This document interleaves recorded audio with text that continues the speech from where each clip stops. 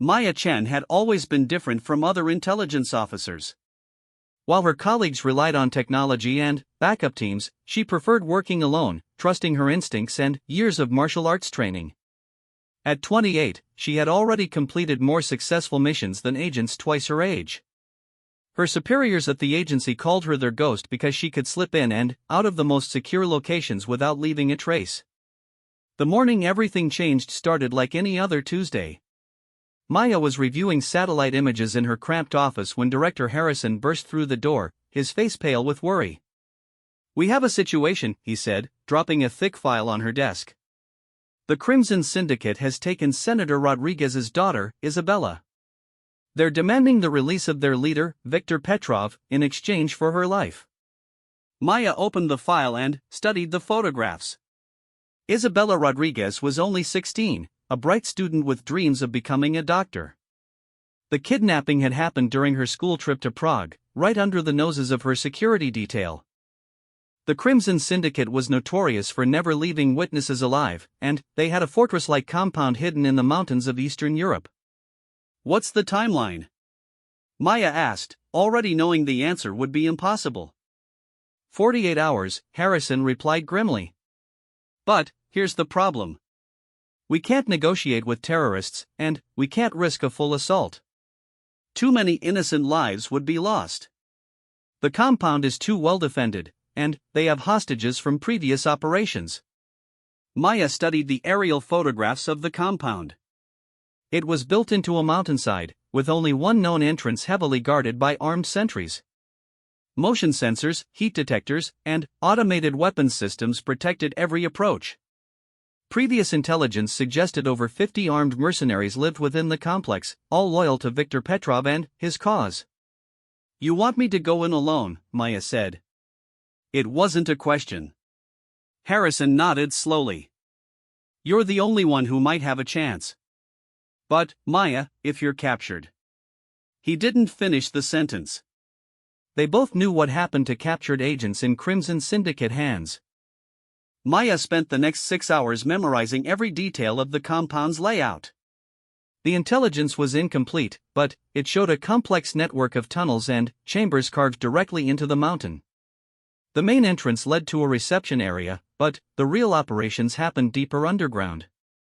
Intelligence suggested Isabella was being held in the lower levels, but the exact location remained unknown. Her equipment was minimal by design. A small pistol with silencer, lockpicking tools, climbing gear, and communication devices that could be easily hidden or discarded. Maya also carried her grandfather's jade pendant, a family heirloom that had brought her luck on every previous mission. The flight to Europe gave Maya time to think about her approach. Direct assault was suicide. Stealth was her only option, but even that seemed nearly impossible given the compound's security measures. She would need to find another way inside, something the Crimson Syndicate wouldn't expect. Upon landing in Prague, Maya made contact with her local asset, a former Czech Special Forces operator named Jan Novak. Jan had been monitoring the Syndicate's activities for months and had valuable information about their routines and weaknesses. They received supply deliveries every Tuesday, Jan explained over coffee in a small cafe. Food, ammunition, medical supplies. The trucks are searched at the gate, but once inside, they have limited supervision. Maya considered this information carefully. What about the delivery drivers? Always the same company, always the same 3 drivers. They've been working this route for 2 years. The Syndicate trusts them completely. That evening, Maya intercepted one of the delivery trucks 20 miles from the compound. The driver, a middle-aged man named Pavel, was initially terrified when Maya appeared from the darkness. But, when she explained about Isabella and showed him her credentials, his fear turned to determination. "My own daughter is 16, Pavel said quietly. "I'll help however I can." Maya's plan was simple but dangerous. She would hide in Pavel's truck among the supply crates, infiltrate the compound, locate Isabella, and escape during the chaos she would create. The timing had to be perfect, and there would be no backup if things went wrong. The next morning, as Pavel's truck approached the compound gates, Maya lay hidden beneath boxes of canned goods, controlling her breathing and heart rate through meditation techniques she'd learned years ago. She heard the guards speaking in rough voices, checking Pavel's paperwork and searching the truck bed with metal detectors. "Everything looks normal," one guard said in accented English. "Proceed to the loading dock." The truck rumbled through the gates and into the compound. Maya felt the vehicle descending a steep incline, confirming the intelligence that much of the facility was underground. When the truck finally stopped, she heard Pavel talking to the workers who would unload the supplies. "I need to check the engine," Pavel announced loudly, making strange noises on the way up the mountain. This was Maya's signal. While Pavel created a distraction by opening the hood and making mechanical noises, Maya slipped from her hiding place and rolled under a nearby vehicle. The loading dock was busy with activity, but the workers were focused on their tasks and didn't notice the shadow moving between the parked trucks. Maya waited until the area cleared before emerging from her hiding spot. She found herself in a large underground garage filled with vehicles and equipment. Fluorescent lights hummed overhead, and the air smelled of diesel fuel and concrete. Security cameras were mounted in the corners, but Maya had studied their rotation patterns and knew how to move through their blind spots. Her first objective was reconnaissance. She needed to map the facility's layout and locate the detention areas where Isabella might be held. Moving silently through the corridors, Maya noted the number of guards, their patrol patterns, and the locations of security checkpoints. The compound was larger than the intelligence reports suggested. Multiple levels descended into the mountain, connected by a maze of tunnels and stairways. Maya counted at least 30 guards on the upper levels alone, all carrying automatic weapons and communication devices. As she explored deeper into the facility, Maya began to understand the true scope of the Crimson Syndicate's operations. This wasn't just a hideout, it was a sophisticated command center with computer terminals, communication equipment, and what appeared to be a weapons manufacturing facility. In a communications room left temporarily unattended, Maya discovered intelligence that made her blood run cold. Isabella Rodriguez wasn't the syndicate's only hostage. They were holding at least 12 other prisoners, including 2 missing journalists and several businessmen whose disappearances had been attributed to accidents or voluntary departures. Maya photographed the prisoner manifest with a tiny camera hidden in her watch. The list showed that Isabella was being held in cell block D, 3 levels below the main facility. But accessing that area would require passing through multiple security checkpoints and guard stations. As Maya made her way toward the lower levels, she encountered her first real challenge. 2 guards were stationed at a checkpoint that controlled access to the elevator leading to the detention levels. They sat at a small table playing cards, their weapons within easy reach. Maya observed them for 20 minutes, learning their habits and timing. Every 15 minutes, one guard would walk a patrol route while the other monitored the security cameras. It was during one of these patrol cycles that Maya made her move. The guard at the desk never saw her coming. Maya's martial arts training allowed her to render him unconscious without making a sound. The patrol guard returned to find his partner apparently asleep at his post.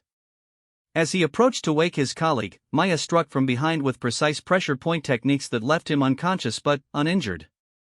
Maya quickly searched both guards and found their access cards and communication devices. She disabled the security cameras for this section and used the elevator to descend to the detention levels. The lower levels were darker and more oppressive than the areas above. The air was stale and carried the smell of fear and desperation. Maya's heart pounded as she moved through the corridors lined with heavy metal doors. Each door had a small window, and, through them, she could see the faces of the syndicate's prisoners. In cell 7 of Block D, Maya finally found Isabella Rodriguez. The young girl was sitting on a narrow cot, her school uniform dirty and torn, but her eyes still held determination rather than defeat. When she saw Maya's face at the window, Isabella moved closer to the door. "Are you here to help?"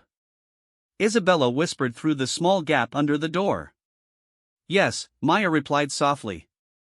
"I'm going to get you out of here. But we need to be very quiet and move very carefully." Maya used her lockpicking tools to open Isabella's cell door. The mechanism was complex, but her skills were equal to the challenge. Within minutes, the lock clicked open, and Maya was able to embrace the frightened but brave young woman. "We're going to get the others too," Maya told Isabella as she quickly explained her plan. "But first, we need to disable the facility's security systems and create enough confusion to cover our escape." Isabella nodded, her fear giving way to determination. "I want to help. These people have done terrible things, and someone needs to stop them." Maya was impressed by the girl's courage, but she also knew that the most dangerous part of their mission was just beginning. Getting into the compound had been difficult, but getting out with 12 hostages while avoiding 50 armed guards would require all of Maya's skills and a considerable amount of luck. As they moved through the detention levels freeing other prisoners, Maya began to implement the second phase of her plan. She had spotted the facility's main power generator during her reconnaissance, and she knew that cutting the power would disable many of the electronic security systems. But, as Maya and the freed hostages made their way toward the generator room, alarms suddenly began blaring throughout the compound. Red emergency lights bathed the corridors in an eerie glow, and Maya heard the sound of running feet and shouting voices echoing from the levels above. Someone had discovered the unconscious guards at the elevator checkpoint. The Crimson Syndicate now knew they had an intruder, and the hunt had begun. Maya realized that her carefully planned stealth mission had just become a fight for survival, and she was responsible for the lives of 12 innocent people who were depending on her to get them home safely. The emergency sirens pierced through the underground facility like screaming banshees, and Maya knew their window of opportunity was rapidly closing. She gathered the 12 freed hostages in a maintenance corridor, their faces reflecting a mixture of hope and terror in the pulsing red emergency lighting. "Listen carefully," Maya whispered urgently to the group. "We're going to move together, but you must follow my instructions exactly. No talking unless absolutely necessary, and stay low."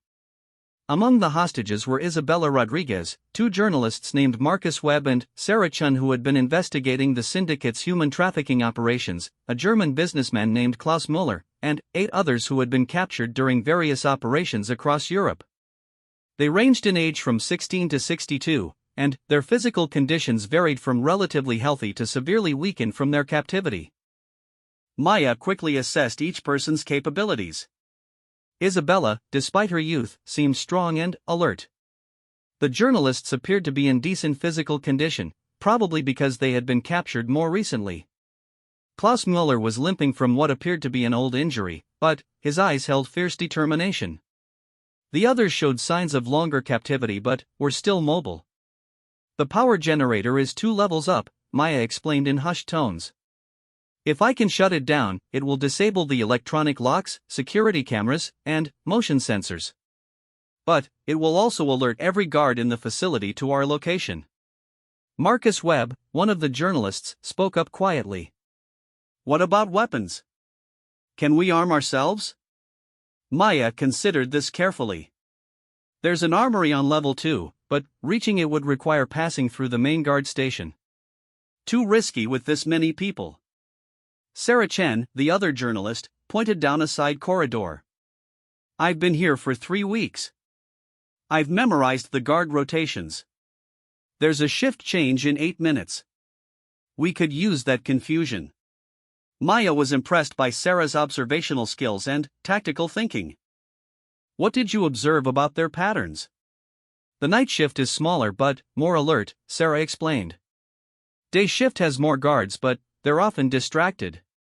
Right now, we're between shifts, so some areas might be temporarily understaffed." Maya absorbed this information and quickly modified her plan. "We'll split into 3 groups. Isabella, Klaus, and 4 others will stay with me. Sarah, you'll lead Marcus and 3 others to the service tunnels that run parallel to the main corridors. If we encounter trouble, your group continues toward the exit while my group creates a distraction." The service tunnels that Sarah had mentioned were narrow maintenance passages that ran behind the walls of the facility. They weren't shown on any of the intelligence reports Maya had studied, but Sarah had discovered them during her captivity when she was forced to work in the facility's kitchen. As they prepared to move, Maya heard the sound of boots echoing from multiple directions. Search teams were systematically checking every room and corridor. The Crimson Syndicate's response was more organized and efficient than Maya had hoped. "They're using thermal imaging," Isabella whispered, having noticed the peculiar way the guards were moving their equipment. During her captivity, she had overheard conversations between guards about their security technology. This information changed everything. Maya realized that hiding was no longer an option. The thermal sensors would detect their body heat regardless of their location within the facility. Their only chance was to keep moving and hope they could reach the power generator before being cornered. Maya led her group through a series of maintenance corridors, using her knowledge of the facility's layout to avoid the main search teams. But, as they climbed toward level 2, they encountered their first major obstacle, a checkpoint guarded by 4 heavily armed mercenaries. The guards were alert and positioned strategically to cover all approaches to the upper levels.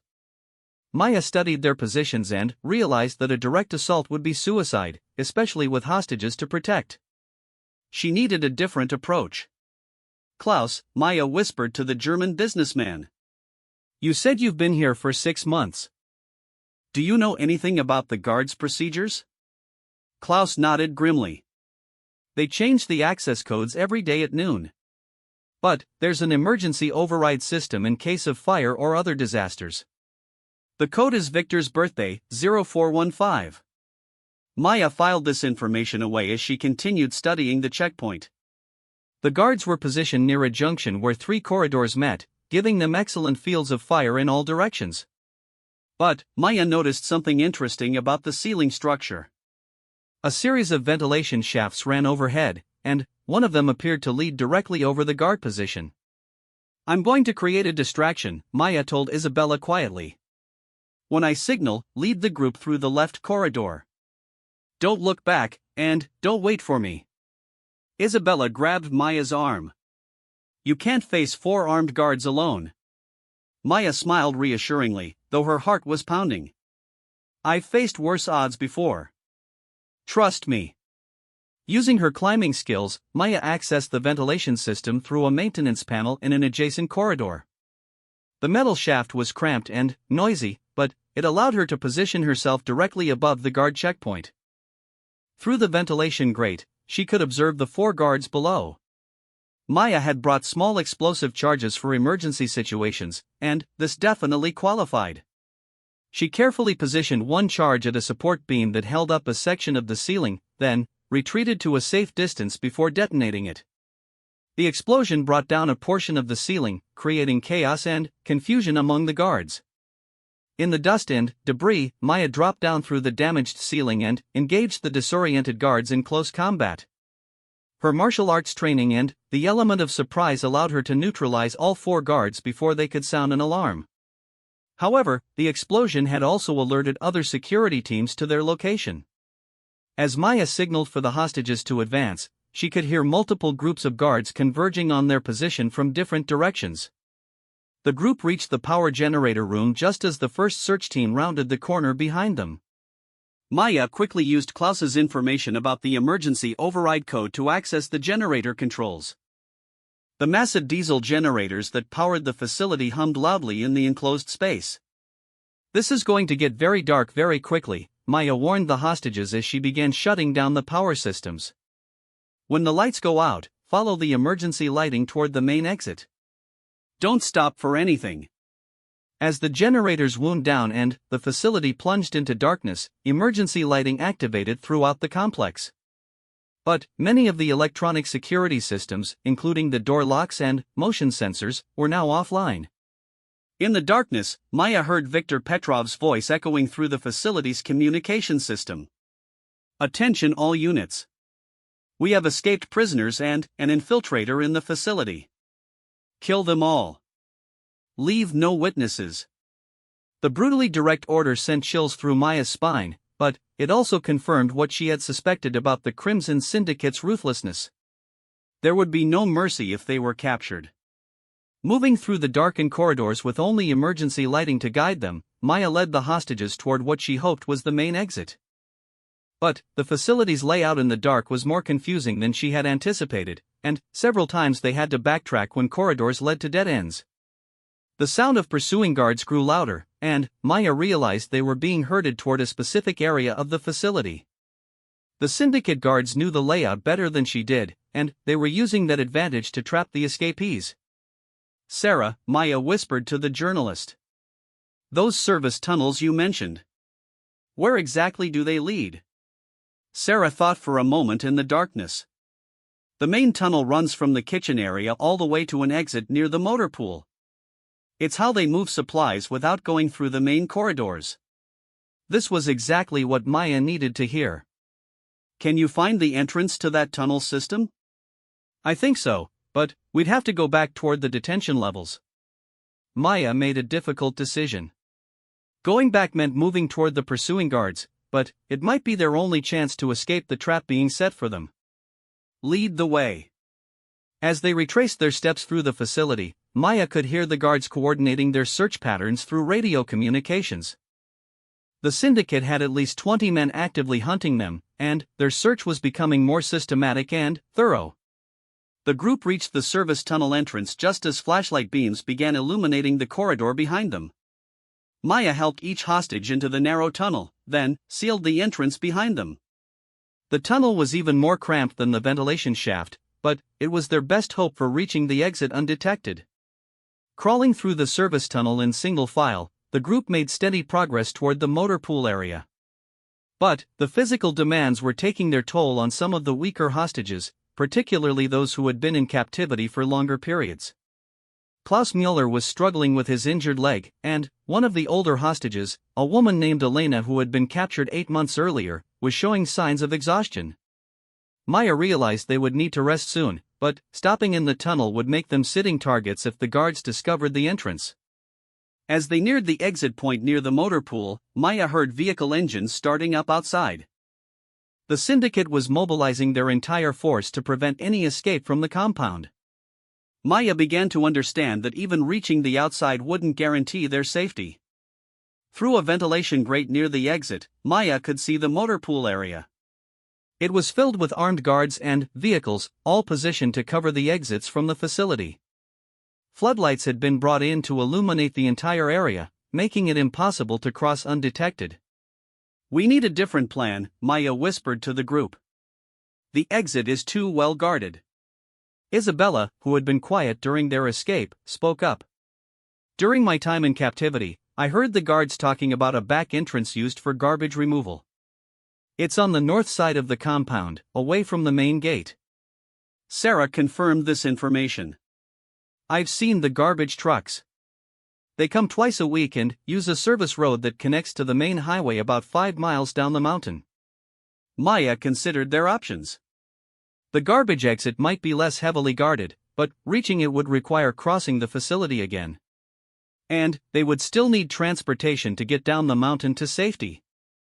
As Maya weighed their choices, she heard an unexpected sound that changed everything: helicopter rotors approaching from the distance. At first, she thought it might be syndicate reinforcements, but then she recognized the distinctive sound pattern of military aircraft. Director Harrison had apparently decided that the mission had gone too long without communication and had authorized a rescue operation. Maya felt a mixture of relief and concern. Rescue meant safety for the hostages, but it also meant that her carefully planned infiltration mission was about to become a full-scale assault. The helicopter sounds grew louder, and Maya could hear the syndicate guards shouting orders as they prepared to defend their compound. The situation was about to become much more complex and dangerous, but it might also provide the distraction Maya needed to get the hostages to safety. Through the ventilation grate, Maya watched as the first helicopter appeared over the compound, its searchlights sweeping across the buildings and vehicles below. The aircraft bore the markings of a joint European Special Operations Unit, and Maya could see tactical teams preparing to fast rope down to the compound. Viktor Petrov's voice came over the facility's communication system again, this time with barely controlled rage. "Prepare all defenses. Activate the automated weapons systems. No one leaves this mountain alive." Maya realized that the rescue operation, while well-intentioned, had just turned their escape into a battlefield where the hostages would be caught in the crossfire between highly trained soldiers and desperate criminals with nothing left to lose. The sound of automatic weapons fire erupted across the compound as the special operations teams engaged the Crimson Syndicate's defenses. Maya could feel the vibrations through the concrete walls as explosions shook the facility. The rescue operation she had hoped would simplify their escape had instead created a war zone with the hostages trapped in the middle. Through the ventilation grate, Maya watched tracer rounds lighting up the darkness as the Syndicate's automated defense systems came online. Hidden gun emplacements emerged from concealed positions around the compound, creating deadly crossfire zones that even the highly trained rescue teams struggled to navigate. "We can't stay here," Maya told the hostages. "The service tunnel leads to the garbage collection area, but we'll need to time our movement with the battle above." Klaus Mueller, despite his injured leg, had proven to be a valuable source of information about the facility. "The automated defenses have a central control room on level 1, he said quietly. "I was forced to help install some of the wiring when I first arrived. If someone could reach that room and shut down the systems." Maya understood the implications immediately. The automated weapons were preventing the rescue teams from advancing, but they were also making escape impossible for anyone trying to leave the facility. Someone would have to disable those systems from the inside. "I'll handle the control room," Maya said. "Sarah, can you lead the others to the garbage exit?" Sarah Chen nodded, though her face showed the strain of their situation. "I can find the way, but what if the exit is guarded?" "The battle will draw most of their forces to the main compound," Maya replied, hoping she was correct. "You'll have a better chance while they're distracted." Isabella Rodriguez had been listening intently to the discussion. "I'm coming with you to the control room," she announced firmly. "Absolutely not," Maya responded immediately. "Your father would never forgive me if anything happened to you." Isabella's young face showed a determination that reminded Maya of herself at that age. "These people have kept me prisoner for days. They've hurt all of us. I want to help stop them." Before Maya could argue further, a massive explosion rocked the facility, and dust rained down from the ceiling. Through the combat communication she could hear echoing through the facility, Maya learned that the rescue teams had breached the main entrance but were pinned down by heavy fire. "The automated systems are cutting them apart," Marcus Webb observed grimly. He had been monitoring the radio chatter with equipment he had managed to acquire during their escape. "They've already lost 2 men, and they can't advance past the main courtyard." Maya made a quick decision. "Sarah, take everyone except Isabella to the garbage exit. Wait there for exactly 30 minutes. If I haven't disabled the automated systems by then, try to escape on your own." "I'm not leaving without you," Isabella insisted.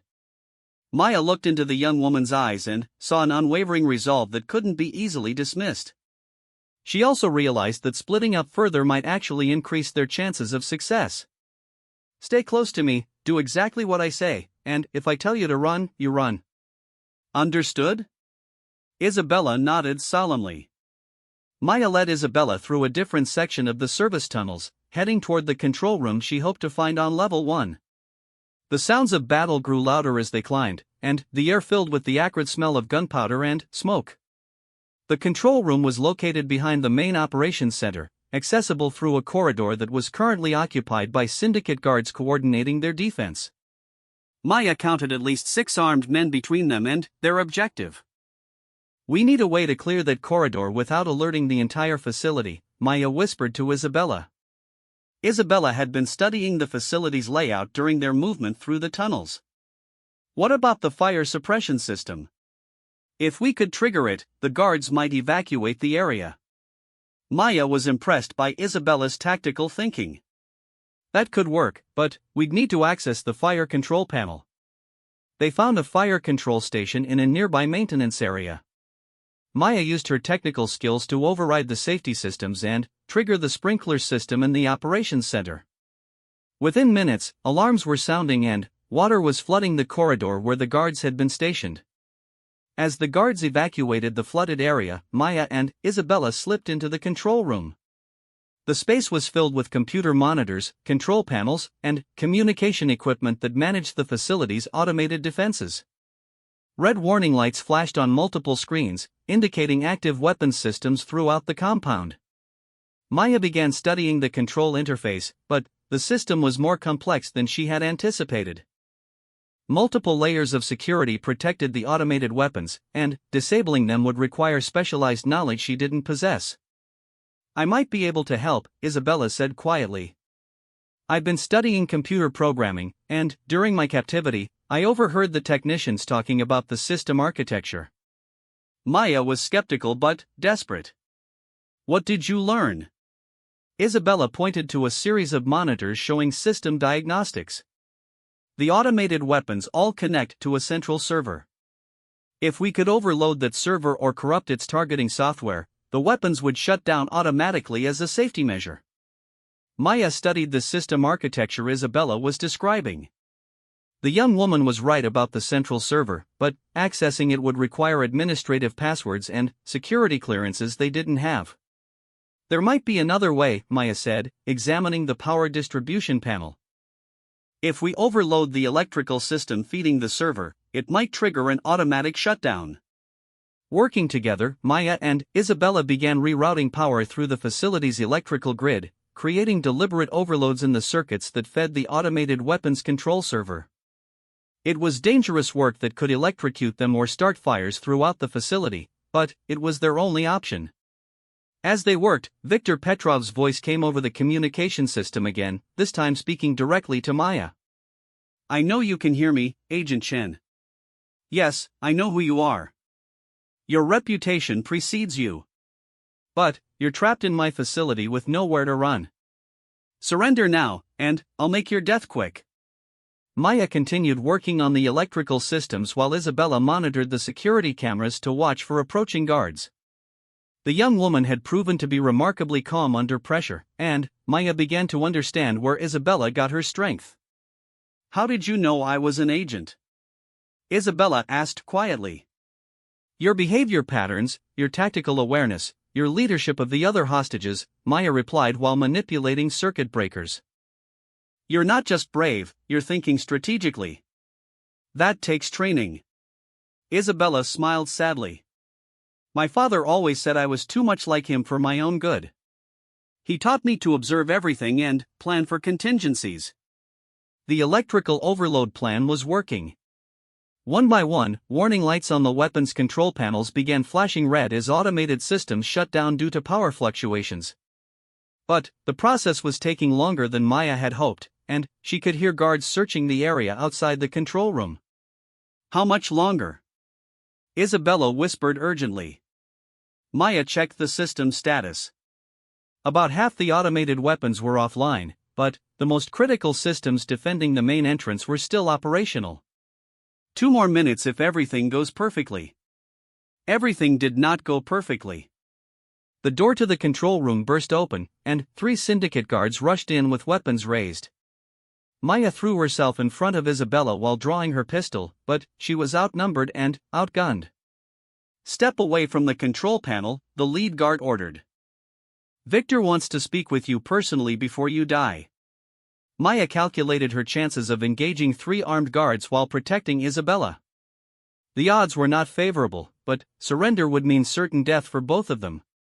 She began to move slowly away from the control panel, preparing to make a desperate move, when the facility's lights suddenly went out completely. The special operations teams had apparently found and destroyed the main power generators. In the sudden darkness, Maya used her night vision training to locate and neutralize the guards while Isabella completed the shutdown of the remaining automated weapons systems. "Systems offline," Isabella reported as emergency lighting flickered on throughout the facility. Through the facility's communication system, Maya could hear the rescue team leader reporting successful breach of the compound's defenses. The automated weapons were silent, and the special operations forces were advancing rapidly through the facility. But Viktor Petrov had one final card to play. His voice came over the communication system with cold determination. "If I cannot have victory, then no one will survive. Activating facility self-destruct in 5 minutes. This mountain will be everyone's tomb." Maya felt her blood run cold. She had encountered self-destruct systems before, and they were usually designed to be irreversible once activated.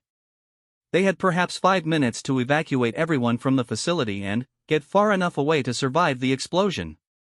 "We need to reach the others immediately," Maya told Isabella as they left the control room. But, as they moved through the corridors toward the garbage collection area, Maya realized the facility was larger and more complex than she had initially understood. The service tunnels had seemed like a maze when they were crawling through them, but now she needed to navigate the main corridors while avoiding both syndicate guards and friendly fire from the advancing rescue teams.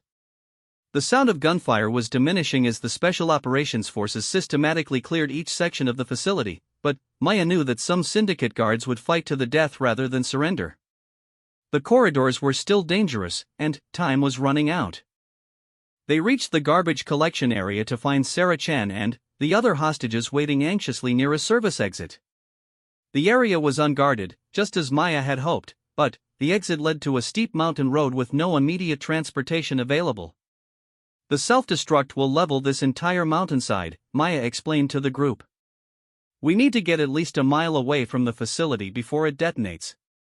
Klaus Mueller pointed down the mountain road. "The garbage trucks are parked about half a mile down that road.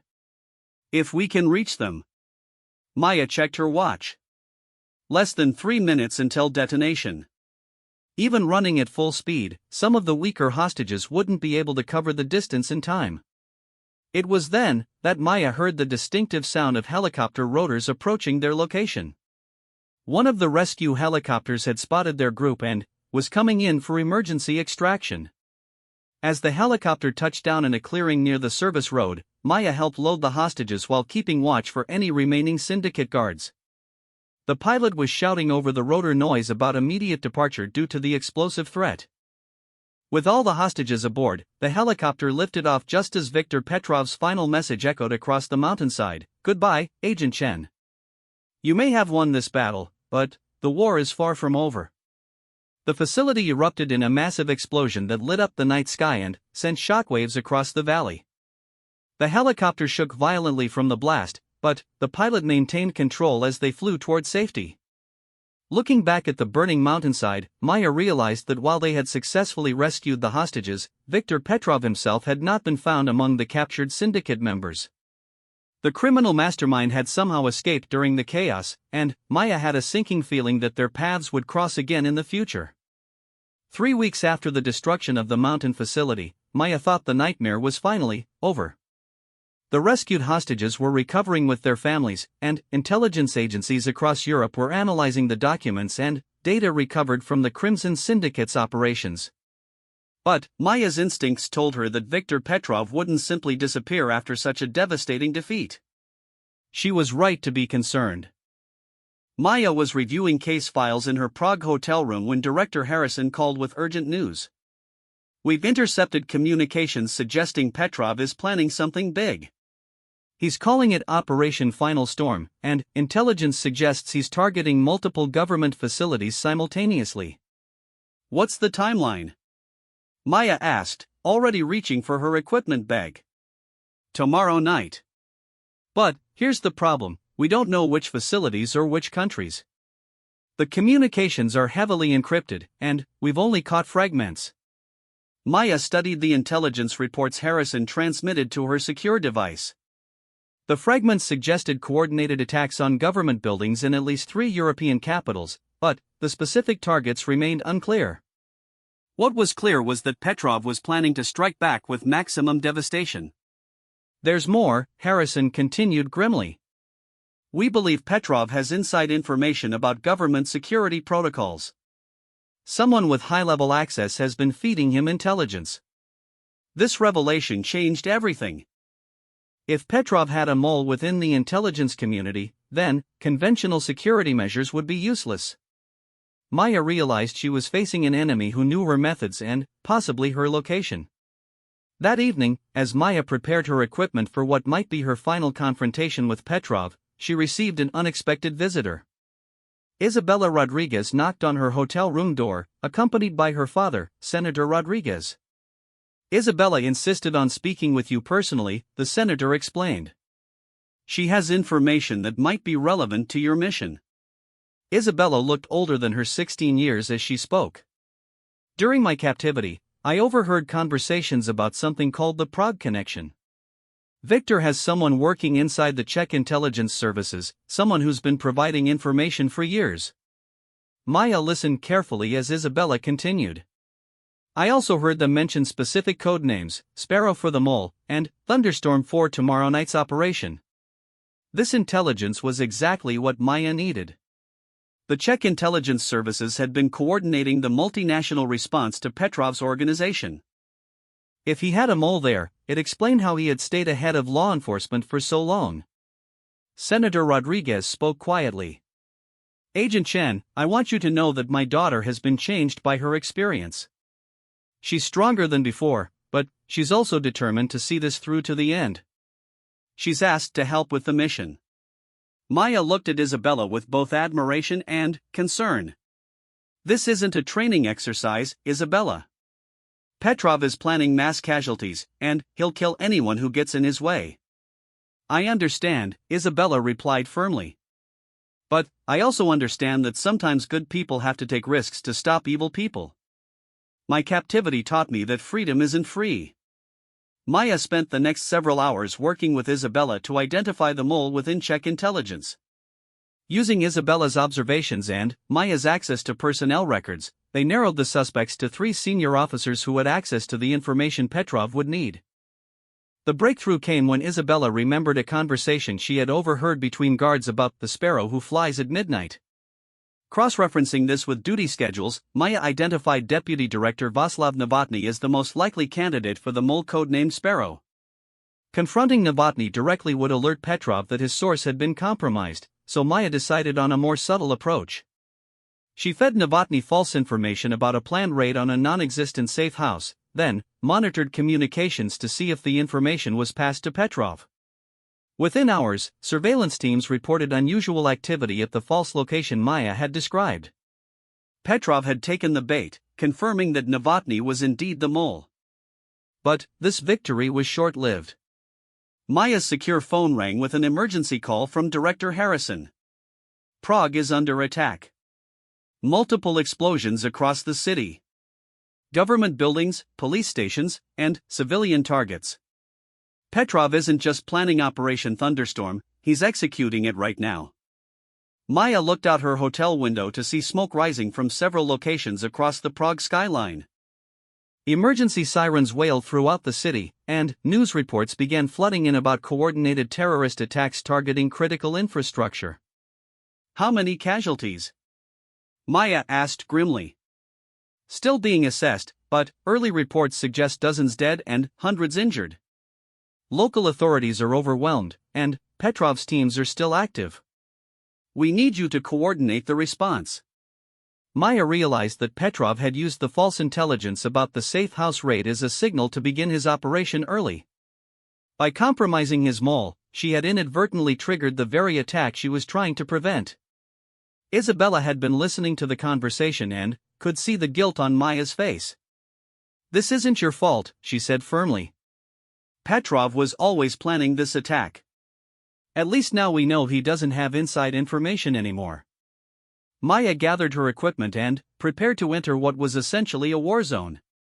Prague was under siege by a sophisticated terrorist organization, and stopping them would require every skill she had developed during her career.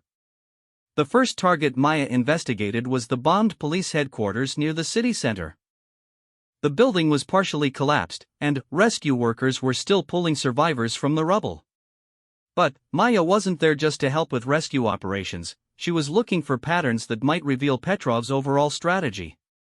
What she found was troubling. The attacks weren't random acts of terrorism, they were systematic strikes designed to cripple the city's ability to respond to a larger threat. Communication centers, emergency services, and government coordination facilities had all been targeted with precision. Maya's analysis was interrupted by a phone call on a number only a few people knew. Viktor Petrov's voice was calm and confident. Good evening, Agent Chen. Are you enjoying the fireworks? What do you want, Petrov? Maya asked, signaling to nearby intelligence officers to attempt a trace on the call. I want you to understand that this is personal now, Petrov replied. You destroyed my organization, killed my men, and cost me years of work. Tonight, Prague pays the price for your interference. Maya kept him talking while the trace continued. Your quarrel is with me, not innocent civilians. Let's settle this between us. Petrov's laugh was cold and bitter. How noble. But, you see, Agent Chen, I've learned from our previous encounter. You're very good at infiltrating secure facilities and rescuing hostages. But, how good are you at preventing mass casualties in an urban environment? The call ended before the trace could be completed, but Maya had heard enough background noise to identify Petrov's approximate location. He was somewhere in the old city, probably in one of the historic buildings that would provide good vantage points for observing his handiwork. Maya commandeered a police motorcycle and raced through the chaotic streets toward the old city district. The normally busy areas were eerily quiet except for emergency vehicles and the occasional explosion in the distance. Petrov's teams were still carrying out coordinated attacks, but Maya noticed they were following a specific pattern that suggested a final, larger target. In the old city square, Maya found the target of Petrov's ultimate plan, a peace conference being held in the historic city hall. World leaders from 12 nations were meeting to sign an international terrorism prevention treaty, and the building was surrounded by hundreds of protesters, journalists, and security personnel.